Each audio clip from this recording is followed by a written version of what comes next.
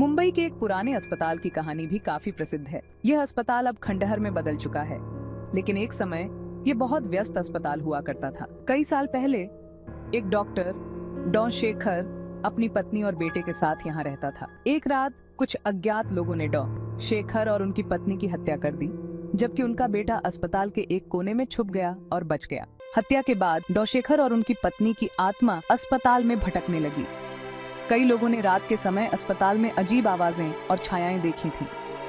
लोग कहते थे कि अस्पताल के एक कमरे में एक औरत सफेद साड़ी में दिखाई देती है और दूसरी ओर डॉ शेखर की आत्मा सफेद कोट में घूमती है। एक बार कुछ दोस्तों ने इस कहानी की सच्चाई जानने का फैसला किया और रात के समय अस्पताल में घुस गए। अस्पताल के अंदर पहुंचते ही उन्हें अजीब सी ठंडक महसूस होने लगी और चारों ओर सन्नाटा छा गया।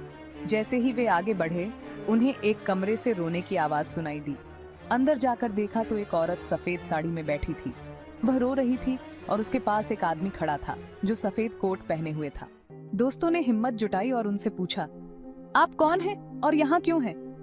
औरत ने जवाब दिया, हमारी हत्या कर दी गई थी और हमारी आत्माएं अब भी यहाँ भटक रही हैं। जब तक हमें न्याय नहीं मिलेगा, हम शांति नहीं पाएंगे।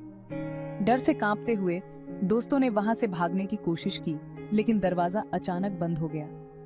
किसी तरह उन्होंने दरवाजे को तोड़कर बाहर निकलने में सफलता पाई। उस दिन के बाद कोई भी उस अस्पताल के पास जाने की हिम्मत नहीं करता। गांव वालों ने उस अस्पताल को बंद करवा दिया और अब वह एक खंडहर बन चुका है, जहां केवल भूतिया कहानियां सुनाई देती हैं।